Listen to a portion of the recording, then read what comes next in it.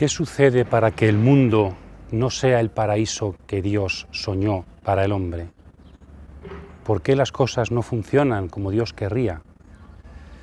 La Biblia intenta reflexionar desde el comienzo sobre estas cuestiones. ¿Cuál es el origen de todo? ¿Hacia dónde nos encaminamos? ¿Cuáles son los planes de Dios para la historia? Bienvenidos a este rincón bíblico en el que, cautivados por la palabra, intentamos hacernos preguntas sobre la vida, sobre esta vida, sobre el paso de Dios por nuestra vida y nuestra misión en ella. Bienvenidos a este rincón de la palabra.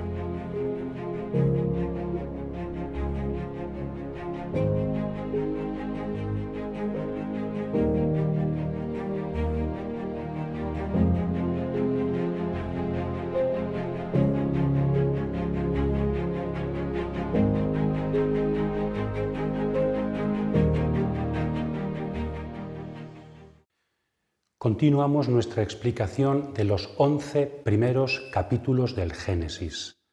Hemos dicho que había como dos primeros relatos de la creación.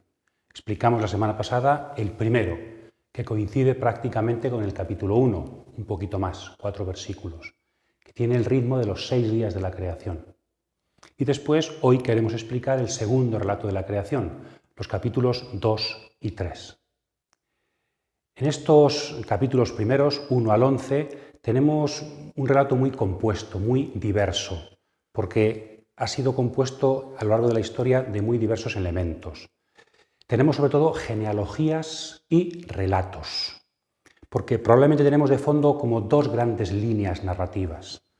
Una que comienza con Génesis 1 y que se continúa en genealogías, y donde también aparece el diluvio como panel central, genealogías de los 10 personajes antediluvianos, el diluvio, y genealogía desde Noé hasta Abraham de los 10 patriarcas postdiluvianos. Aquí es desde Adán a Noé. Este es un primer relato antiguo que se ha aplicado siempre a una escuela, no sabemos quién era el autor, sacerdotal. Se suele decir por el origen alemán de la palabra Priester, sacerdote. Y la segunda línea narrativa de estos capítulos comenzaría con el segundo relato de la creación, que ya es menos solemne, es menos austero, menos sacerdotal, menos litúrgico y mucho más poético, narrativo, psicológico, la costilla de Adán. Y este relato del primer pecado, creación y pecado, se continuaría en distintos pecados. Caín, el diluvio también, que por eso aparecen a veces duplicados en el relato del diluvio, y acabaría con la Torre de Babel. Bien, pues vamos a fijarnos sobre todo en esta segunda línea, vamos a fijarnos en los relatos, especialmente en ese increscendo del pecado de los hombres que culmina en Babel justo antes de la llamada de Dios a Abraham. Vamos a ver este segundo relato de la creación y del pecado primero, de Adán y Eva, el pecado original, después el relato de Caín y Abel, después hablaremos un poco del complejo relato del diluvio en torno a la figura de Noé, para después hablar del último pecado, que se parece mucho al primero, de la historia de los orígenes de la humanidad, el pecado de la ciudad, la Torre de Babel. Oyeron luego el ruido de los pasos de Yahvé Dios, que se paseaba por el jardín a la hora de la brisa. Y el hombre y su mujer se ocultaron de la vista de Yahvé Dios, por entre los árboles del jardín. Yahvé Dios llamó al hombre y le dijo: ¿Dónde estás? Este contestó: Te he ido a andar por el jardín y he tenido miedo porque estoy desnudo, por eso me he escondido.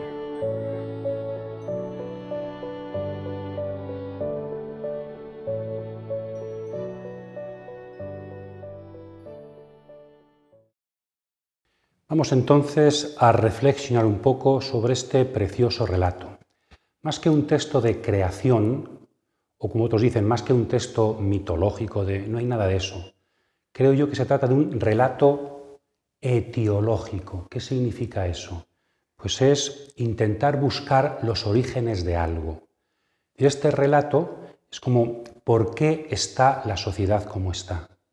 ¿Por qué existen estas relaciones no muy buenas en su época entre el varón y la mujer? ¿Por qué el trabajo dificultoso? ¿Por qué existe la muerte y el dolor? Entonces, un autor bíblico, no sabemos bien en qué siglo, unos dicen siglo X a.C., época de Salomón, otros dicen siglo III o IV a.C., segundo, época sapiencial, pues un autor bíblico reflexiona sobre el origen de lo que nos pasa, la condición radical del ser humano. Y lo que se da cuenta es que Dios tenía unos planes de paraíso, pero el pecado de los hombres ha frustrado en principio esos planes. Por tanto, este texto de la creación podemos dividirlo, es un relato en 3 actos, es un drama en 3 actos, creación, pecado y castigo. Digamos alguna palabra de cada uno de estos actos. Por cierto, cada uno de estos actos termina con una mención de la desnudez. Estaban desnudos Adán y Eva y no sentían vergüenza, descubren una desnudez vergonzosa. Dios cubre su desnudez con unas túnicas. La creación. A diferencia del primer relato, aquí el ser humano no es la culminación de la creación, sino que Dios crea al principio al ser humano y luego crea lo demás en virtud del ser humano, de forma distinta, pero en el fondo está diciendo lo mismo. Toda la creación tiene que ver, está en función del ser humano. Y también varón-mujer. En Génesis 1 aparece de forma escueta y aquí aparece de forma, diríamos, poética, construyendo a la mujer desde el costado, la costilla de Adán, del hombre. Y entonces el hombre, Adán, tomado de la tierra, ya no es Adán, sino que es varón, Ish, frente a la mujer, Isha. El hombre es creado como un ser de la tierra, su referencia es la tierra, el barro. Y solamente después, cuando existe varón y mujer, el hombre ya su referencia no es solamente el barro, la materia, sino que la referencia es la alteridad, la otra persona. Y entonces existe como varón y como mujer. Bien, y en la creación primera, es muy bonito y poético, dice que Dios coge barro, somos materia, pero hay 2 cosas que nos hacen ser más que materia. Primero, Dios moldea el barro. Somos barro, pero moldeado por las manos de Dios. Dios no tiene manos. Es una forma preciosa y poética de decir que Dios cuida nuestra materia. Nuestra forma, la forma humana, ha sido moldeada por Dios como un alfarero. Y en segundo lugar, cuando ha moldeado esa preciosa materia, le sopla su aliento de vida. Que no somos materia solo, somos materia moldeada y somos espíritu de Dios, respiración divina, que nos hace ser diferente a los demás. Por tanto, ya desde ahí aparece la condición del hombre como criatura, pero una criatura especial. Después, Dios, dice el texto, toma al hombre y lo coloca en un jardín. Se parece mucho a cómo Dios coloca al pueblo de Israel en la tierra prometida, ¿verdad? Y lo pone allí para trabajar y cuidar. El trabajo no es fruto del pecado, el trabajo es una condición de la criatura humana. Por eso no tener trabajo es algo, no es solamente no tener sueldo, sino no tener, diríamos, no poder realizarse como una criatura que transforma el mundo y de esa forma se hace a sí mismo. El hombre ha sido creado para trabajar. Dice el texto al principio que no había hierba porque Dios no mandaba la lluvia y el hombre no trabajaba el jardín. Es decir, el fruto de la tierra es propio, es fruto de la lluvia de Dios y del trabajo del hombre, que colaboran para que este mundo sea un paraíso. Algunos de la tradición judía, los rabinos, dicen que en el fondo Dios colocó al hombre para cuidar la Torá y guardar los mandamientos. Una versión moral del trabajo humano del hombre. Y después Dios se da cuenta que existe el hombre, existe su trabajo, su relación con la tierra, pero está solo. Génesis 1, todo era bueno. Génesis 2, no es bueno que el hombre esté solo. A Dios no le gusta la soledad. Recordemos que Dios es Trinidad. Y entonces crea los animales de compañía, y se los da al hombre para que les ponga nombre, pero al hombre no le es suficiente. Y por eso después, como he dicho antes, Dios crea a la mujer para que el hombre ya no sea solamente referencia a la tierra, a los animales, a las cosas, sino que sea persona frente a la mujer. La mujer y el varón frente a frente pueden existir bajo la mano poderosa y cariñosa de Dios. Y estaban desnudos, una desnudez inocente, y eran felices en ese estado original. Ha habido aquí antes un mandamiento de Dios. Le ha dicho a Adán, puedes comer de todo, puedes trabajar, pero un mandato. Prohibido comer del árbol de la ciencia del bien y del mal. ¿Qué significa esta prohibición? ¿Por qué antes de haber pecado Dios ya está mandando una ley prohibitiva? Se parece mucho a los 10 mandamientos, ¿verdad? No matarás, no cometerás adulterio, no dirás al Dios en falso. ¿Qué significa esto? ¿Por qué existe la ley? ¿No podría haber no habido pecado si no hubiera habido ley? ¿Por qué Dios promete en el paraíso al hombre no pecar? ¿Por qué le prohíbe comer? ¿Por qué ese límite? Yo creo que aquí hay una cosa muy interesante y es la importancia que dan los judíos a la ley, y en concreto a una ley que nos pone límites. ¿Por qué? Yo creo que se trata de una preciosa pedagogía de la contingencia. Me explico. El ser humano por naturaleza no es Dios, es limitado. Por tanto, este límite a su libertad es un signo de que su condición es también limitada. El hombre es limitado ontológicamente, no es Dios. Y por eso en su quehacer hay un límite que le recuerda que no es Dios. De esta forma puede ser él mismo y no engañarse. El pecado consistirá en un engaño de la serpiente. Tú no eres limitado, puedes comer de todo, puedes superar el conocimiento del bien y del mal, puedes... Por tanto, también es bueno, es también fruto de la creación, no es fruto del pecado, el que existen límites. Educar es también enseñar a vivir los límites de la vida y los límites en el trabajo. En el fondo, el ser humano no está por encima del bien y del mal. Ha sido creado, no está por encima de la verdad. Tiene que conocer la verdad para vivir la verdad. Tiene que aceptar el bien para vivir el bien y rechazar el mal. Primer acto, la creación del hombre y la mujer puestos en el paraíso.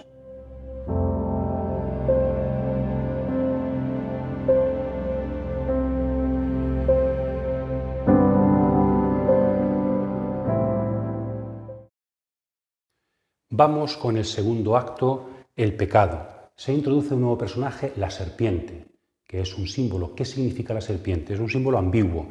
Tradicionalmente se ha interpretado el dragón del Apocalipsis como el mal, el demonio. Pero aquí no se dice explícitamente, es un símbolo. También podría ser símbolo de un dios falso. El faraón lleva en su tiara una serpiente. La diosa Anat en Canaán lleva también el símbolo a la serpiente. Y también podría ser un símbolo de las tentaciones que Israel tiene de volverse a Egipto en el Éxodo, faraón, o de irse a los dioses de Baal, que prometen también fecundidad. La serpiente podría ser esas tentaciones de una falsa religiosidad. También podría ser un símbolo del ser humano. En Ezequiel, en algunos profetas, aparece también esta línea, la sabiduría humana. Salomón, el sabio. El ser humano, con su ciencia, con su sabiduría, pretende situarse como Dios, desbancar a Dios. Entonces nos va a decir lo que eso implica. Por tanto, es un símbolo ambiguo y tiene muchas... Otros lo relacionan con Tiamat en el mundo mesopotámico, la serpiente original que intenta que el caos reine. Bueno, en cualquier caso es un símbolo ambiguo que significa sobre todo el mal, Satán, pero también puede significar eso, el orgullo humano y su sabiduría, puede significar las falsas religiosidades. Bien, y esta serpiente tienta a Eva. Y exagera además y miente. ¿Cómo es que Dios os prohíbe comer de todos los árboles del jardín? Dios siempre prohibiendo de todos, mentira. Dios prohibió de uno. Empieza la exageración. Y Eva dice, no, nos ha prometido de uno y tampoco tocarlo, cosa que Dios tampoco dijo. Y aparece ya, empieza a introducirse la mentira. El pecado es imposible sin mentira. Entonces la mentira empieza a introducirse. También el árbol era atrayente para la vista, decía Eva. Y luego la promesa de la serpiente, no, os ha mentido Dios, Dios miente, yo os digo la verdad, dice siempre la tentación, no moriréis, seréis como dioses. Y aquí está la clave quizá de todo pecado, intentar superar la muerte, no aceptar el límite de la vida. Entonces comemos del conocimiento del bien y del mal, estamos por encima de la moral porque así pensamos que desbancando a Dios no moriremos. Y entonces Eva, tentada, tienta a Adán, que también se deja tentar, comen y se dan cuenta que lejos de vivir, lo que se descubren es su propia pobreza e indignidad. Se avergüenzan el uno del otro y tienen que taparse su desnudez vergonzante. ¿Por qué fue tentada Eva? Dicen algunos, un santo padre San Ireneo, precioso, porque hubo un tiempo, un rato, en que no estaba hablando con Dios. Entonces estaba no referida a Dios y por eso cuando estamos lejos de Dios el tentador se puede meter. Los rabinos, desde el punto de vista más psicológico, dicen que porque el varón estaba... ¿Qué psicología hay aquí, verdad? El varón estaba por ahí.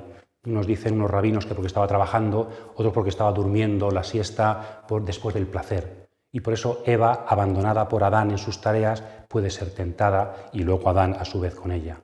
Bien, interpretaciones después ya moralizantes, pero interesantes siempre. La tentación por parte de la serpiente, ese ángel caído, diría la tradición judía posterior, que quiere que el hombre caiga con él, que se desprecia a Dios intentando querer ser como Dios, vivir en la mentira de no sabernos criaturas.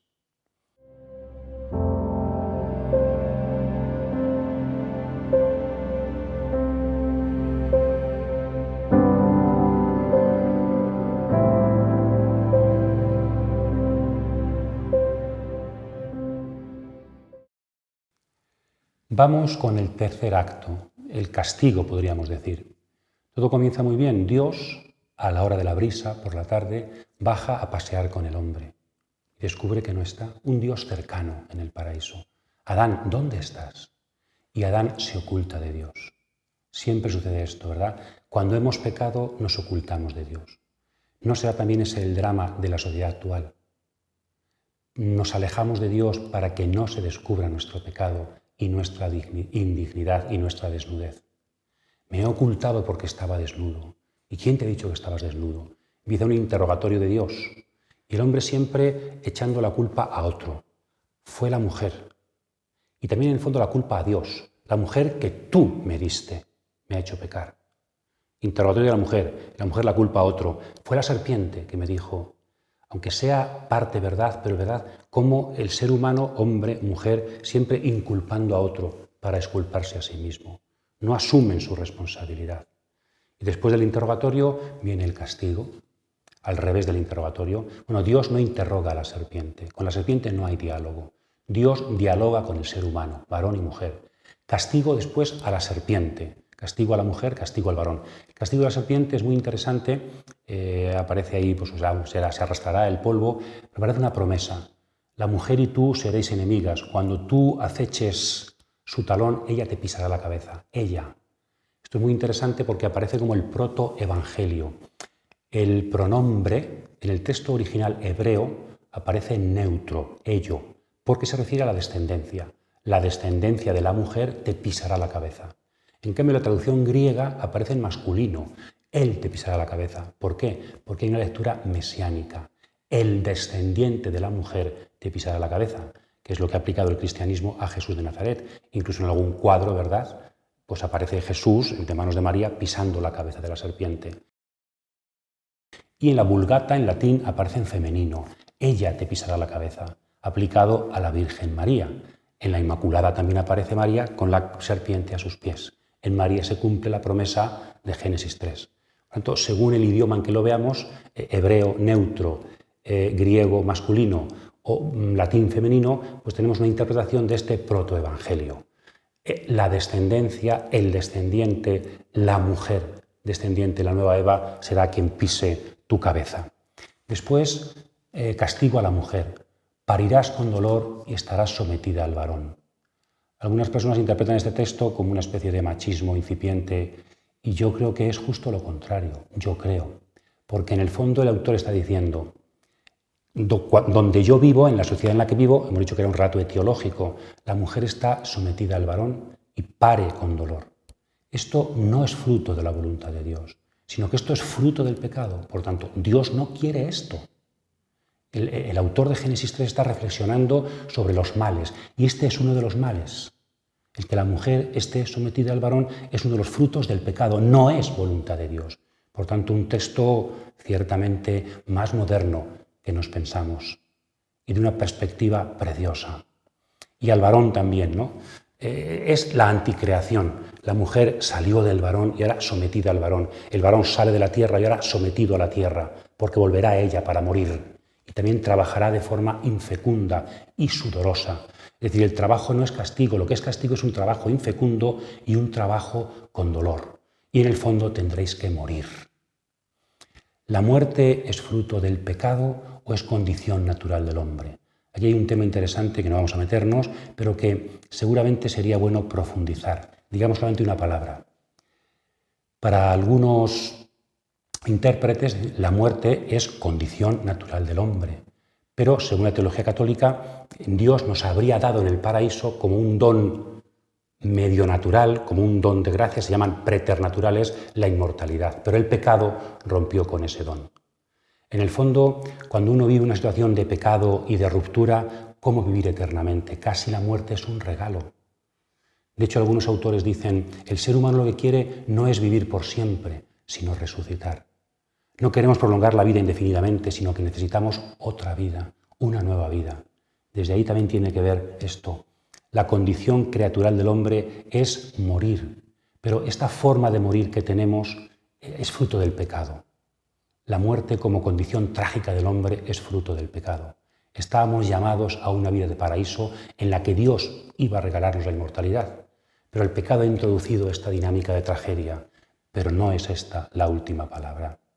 De hecho, en el castigo, al final, la muerte no es lo definitivo. El castigo no está matizado por la esperanza. Me parecen ahí un par de datos muy interesantes, como son, frente a la muerte, Dios llama a Aisha, mujer, la llama Hawa, Eva, madre, la maternidad.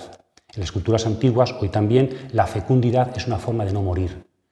Los seres humanos viven en sus hijos y en sus nietos. Por lo tanto, siempre hay esperanza, porque además los hijos, nietos, quizá del futuro nos venga la redención, como así sucederá. El hijo de Adán, Jesús, rescatará a Adán. Si hay fecundidad, la muerte no es definitiva. El pecado no tiene la última palabra. Y luego también aparece como un Dios que hace ver al hombre las consecuencias del pecado. Es un Dios que les hace unas túnicas, la túnica como signo de dignidad. También el padre al hijo pródigo le puso la túnica, ¿verdad? Es decir, Dios sigue cuidando del ser humano. El ser humano tiene que morir, tiene que asumir las consecuencias del pecado, pero el pecado no es la última palabra. Ha habido signos de esperanza. Él te pisará la cabeza a la serpiente, las túnicas os visten y también la muerte no es la última palabra. El hombre se vive como expulsado del paraíso, pero Dios seguirá cuidando de él. La historia no ha terminado. Yahvé dijo a Caín, ¿dónde está tu hermano Abel? Contestó, no sé, ¿soy yo acaso el guardián de mi hermano? Replicó Yahvé, ¿qué has hecho? Se oye la sangre de tu hermano clamar a mí desde el suelo.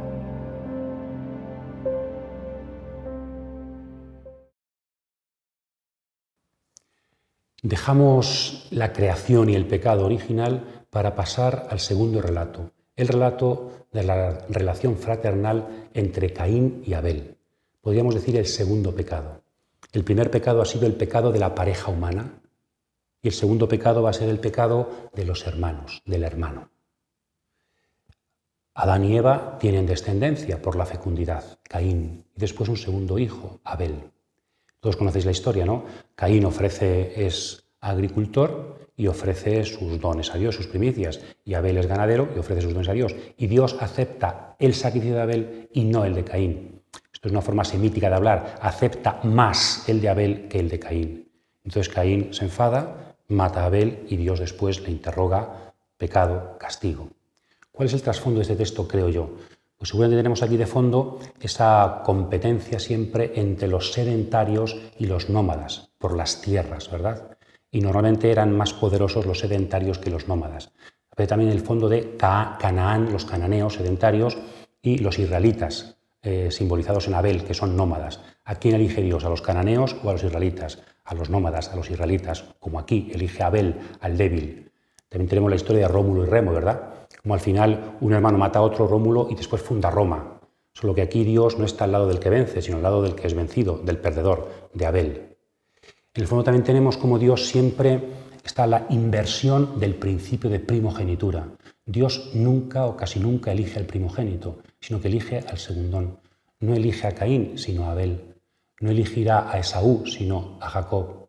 No elegirá a Ismael, sino a Isaac. Elegirá a David, el último de los hijos de Jesé.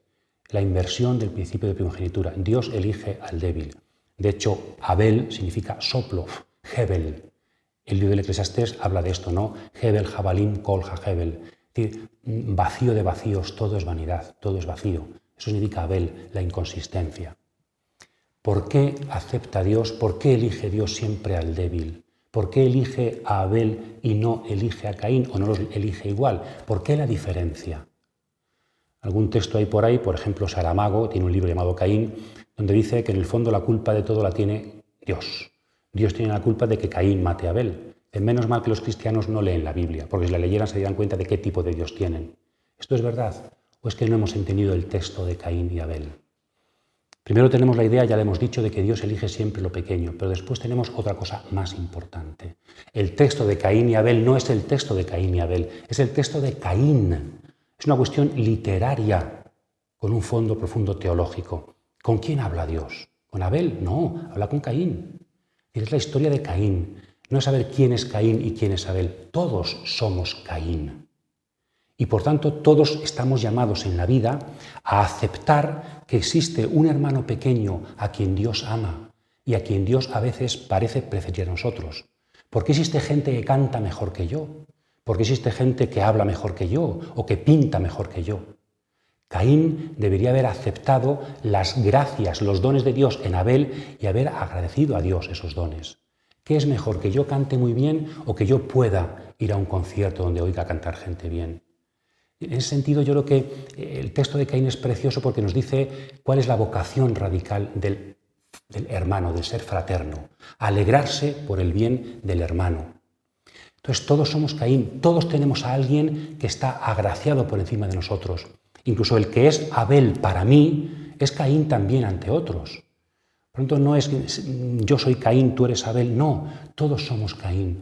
Todos estábamos llamados a aceptar a Dios amando a los hermanos. Pero ¿qué queremos siempre? ¿Cuál ha sido la perversión de la humanidad? Que Dios me ame a mí por encima de todo, que yo sea el primero, no aceptar que nadie tenga gracias que yo no tengo.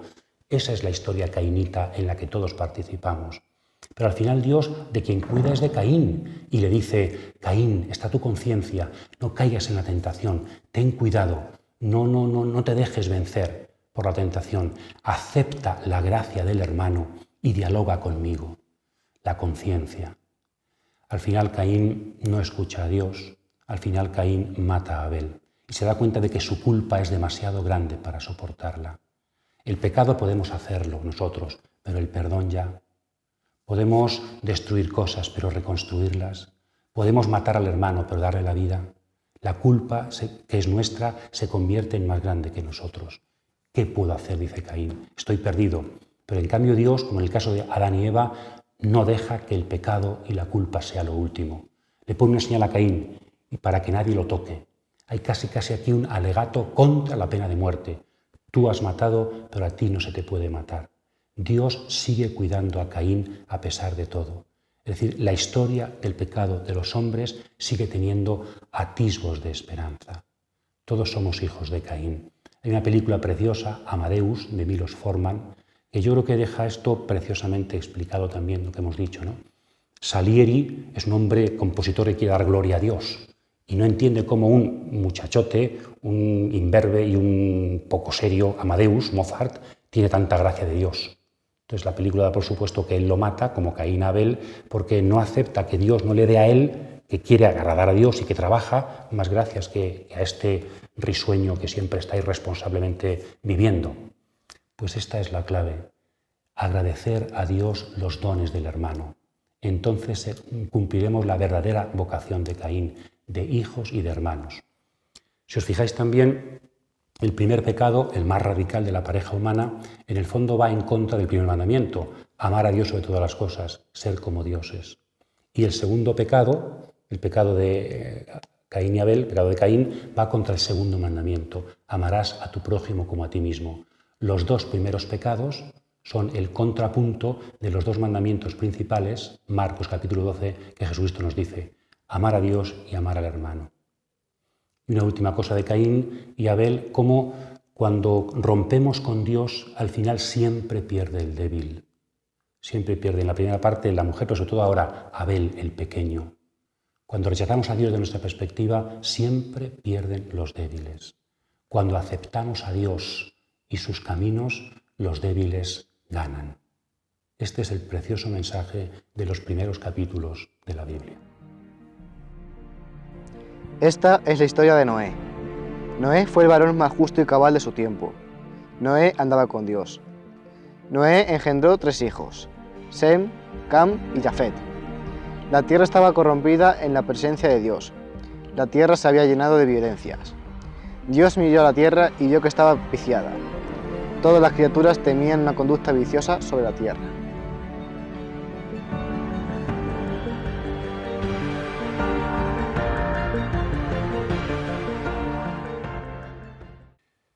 Avanzamos ahora al tercer relato del pecado en los orígenes. Pecado de la pareja humana, Adán y Eva, pecado fraterno y ahora el pecado de toda la humanidad, el diluvio, que es el panel central de los 11 primeros capítulos del Génesis, la genealogía, diríamos, de Noé, el diluvio. Aquí también tenemos, en el Antiguo Oriente, tenemos también en prácticamente todas las culturas, desde Grecia a Mesopotamia, el tema del diluvio.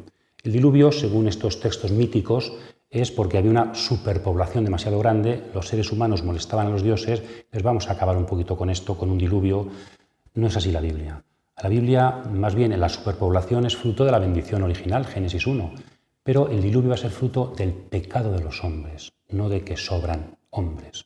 No sobra nadie, sino que existe el pecado. En el fondo se habla del pecado de los hijos de Dios con las hijas de los hombres. Y de nuevo el pecado tiene que ver con la relación sexual, es decir, con la relación varón-mujer, que es la condición más profunda del ser humano en su relación con Dios.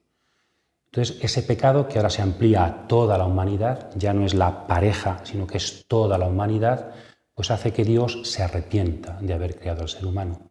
Y entonces viene lo mismo, pecado y su consecuencia, el castigo. ¿Cuál es el castigo? La humanidad es barrida de la faz de la tierra. Digamos que teníamos 2 versiones del diluvio. Si queréis buscar repeticiones, por ejemplo, es muy diferente una versión, las parejas de animales que meten el arca Noé y las parejas de animales que meten otra versión. Hay 2 entradas al arca, hay 2 salidas del arca. Hay también diferentes cronologías, 150 días dura según una versión, 40 días dura el diluvio según otra versión. Hay al menos 2 versiones del diluvio que se van entremezclando. Pero como siempre también hemos visto hasta ahora, el castigo de Dios nunca es definitivo. Si Dios dejara a la humanidad en sus consecuencias, el mundo se acabaría. Las consecuencias del pecado de la humanidad es que acabamos con el mundo. Pero en cambio Dios elige a Noé por pura gracia para coger un pedazo de humanidad, un resto de la creación y reconstruir una nueva creación. Este es el signo de Noé y el arca. No solamente la familia humana, sino que todas las criaturas son llevadas a un arca para reconstruir la humanidad después del diluvio. El arca, en las antiguas culturas y también en Génesis, se parece más a un templo que a un barco. ¿Por qué? En el fondo se está construyendo el templo como lugar de origen de la nueva humanidad. Eso es la religión. La religión debería ser el templo, la religiosidad, es el lugar, la fábrica donde se construye una nueva humanidad, como en el arca.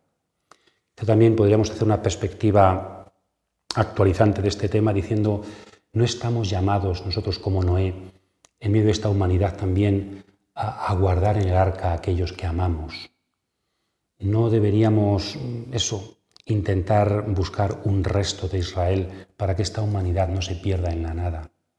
Bien, pues gracias a Dios y su gracia, su pura gracia, Noé es liberado junto a su familia y a las parejas de todos los seres vivos para poder crear una nueva humanidad. De hecho, el capítulo 9 está en paralelo con el capítulo 1 y 2. Noé es relatado como si fuera un nuevo Adán, solo que ahora ya han cambiado las cosas.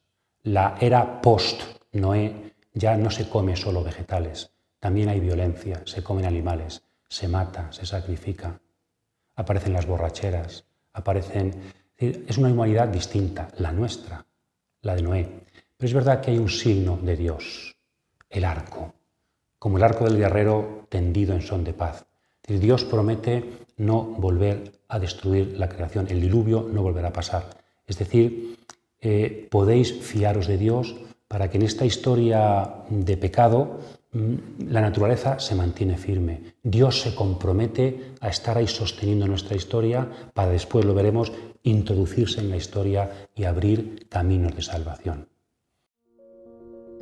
Todo el mundo tenía un mismo lenguaje e idénticas palabras. Al desplazarse la humanidad hacia Oriente, hallaron una vega en el país de Senar y allí se establecieron. Entonces se dijeron el uno al otro: vamos a fabricar ladrillos y a cocerlos a fuego. Así el ladrillo les servía de piedra y el betún de argamasa. Después dijeron, vamos a edificarnos una ciudad y una torre con la cúspide en el cielo, y hagámonos famosos, por si nos desperdigamos por la faz de la tierra.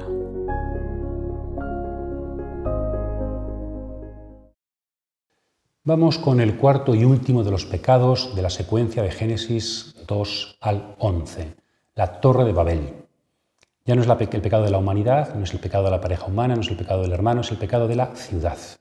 La ciudad en la Biblia es un signo ambiguo. Por una parte es un signo de seguridad frente a la inclemencia del campo y a los nómadas, pero también puede ser un símbolo de orgullo y de rebelión contra Dios y de maldad. De hecho, Caín fue el que fundó la primera ciudad después de haber pecado. De hecho, los israelitas vieron la ciudad cananea, la ciudad-estado cananea, como una enemiga cuando ellos estaban alrededor viviendo, ¿verdad? La ciudad Babel es Babilonia, es también vista, quizá en la época del exilio, se escribe este texto, como un lugar también de orgullo humano y rebelión frente a Dios. Yo creo que Génesis 11, Babel, es a la ciudad lo que Génesis 3 a la pareja humana. En el fondo es querer ser como dioses. Los seres humanos en la ciudad, en la política, y la pareja humana en Génesis 3. Y ambas nos llevan al desastre. Queremos quitar a Dios para ser dioses nosotros y al final lo que conseguimos es la ruptura y la separación. Babel significa puerta de Dios. Es decir, ¿qué querían los seres humanos en Babel? Hacer un zigurat, ¿verdad? Los antiguos zigurat de Babilonia, que eran templos escalonados, que querían llegar al cielo, el Axis Mundi. De hecho, Nabucodonosor obligó a la gente a construir un gran zigurat en Babilonia. Son los templos, ¿verdad? Una religiosidad que quiere hacer a Dios a nuestra imagen y semejanza, que quiere romper la diferencia entre el cielo y la tierra. En Génesis 1, Dios separó el cielo de la tierra. En Génesis 11, el hombre quiere, como Prometeo, ascender al cielo, que no haya diferencias. Y entonces lo que el hombre consigue es la ruptura. Todos hablaban una sola lengua. En el fondo hay aquí una crítica al imperio de Babel, pero a todo imperialismo, aunque sea el de Salomón, que también obligó a su gente a construir con ladrillos. Eso de construir con ladrillos siempre es una esclavitud, Egipto, Salomón. Todo imperialismo, todo deseo de unificar. Todos hablan una lengua, pero como quieren ser como dioses, son divididos. Es el comienzo de los nacionalismos, los imperialismos, la ruptura en la humanidad. Hasta el diluvio se hablaba de la humanidad, a partir del diluvio se habla de las naciones, también los hijos de Noé, ¿verdad? Bien, por tanto, el orgullo humano, la ciudad que quiere el imperio, que quiere unificar a todos y quita a Dios porque Él es Dios, el imperio es Dios, la ideología es Dios, lo que consigue es separar a los seres humanos. Ya explicamos en vídeos anteriores que Pentecostés era el reverso de Babel. Cada uno habla su lengua, el respeto a la diversidad y la gracia de Dios desciende. Dejamos a Dios ser Dios y nosotros dejarnos agraciar por Dios. Y entonces viene la unidad. Por tanto, Babel es eso, el último pecado, simbolizado en Babilonia. Por eso hay un cambio de nombre. Bab-el, lo que el imperio quiere que sea la puerta del cielo, os doy el cielo, dicen los poderosos. Se convierte en Balal, en confusión. Y al final, cuidado con que os ofrezcan la divinidad como la serpiente, porque al final no es Babel, sino que es Balal. Al final os vais a separar entre vosotros. Si quitáis a Dios de vuestras vidas, os vais a romper entre vosotros. Hasta ahora en todos los pecados había pecado, castigo y un matiz, ¿verdad? Dios no dejaba de cuidar de los hombres. ¿Qué ha sucedido ahora? Después de Génesis 11 no hay ningún matiz. No se dice nada. Dios no parece dar respuesta. Es decir, parece como que la ruptura de la humanidad es definitiva. El texto, la secuencia nos ha acostumbrado a esta secuencia de pecado, castigo, puerta de esperanza. Y en el último de los pecados tenemos el pecado de orgullo, el castigo de la dispersión. ¿Dónde queda la puerta de esperanza? Tendremos que esperar a los capítulos siguientes. Tendremos que esperar a un nuevo vídeo para seguir profundizando en el libro del Génesis. Árboles, serpientes, con puertas del cielo que se abren, grandes torres, una preciosa explicación desde muchísimos símbolos sobre el origen de la humanidad, sobre el origen de lo que nos pasa. Desde el principio Dios camina con el hombre. Desde el principio el ser humano ha querido frustrar los planes de Dios. Y por eso el ser humano, Adán y Eva, Caín, Babel, la ciudad y la humanidad se viven como expulsados, dispersos y abocados a la muerte. Pero Dios tiene una respuesta para todo ello. Continuaremos leyendo el texto del Génesis y viendo cuál ha sido la respuesta de un Dios creador que nos ama y también en la historia va a introducir la semilla de la salvación. Feliz semana a todos.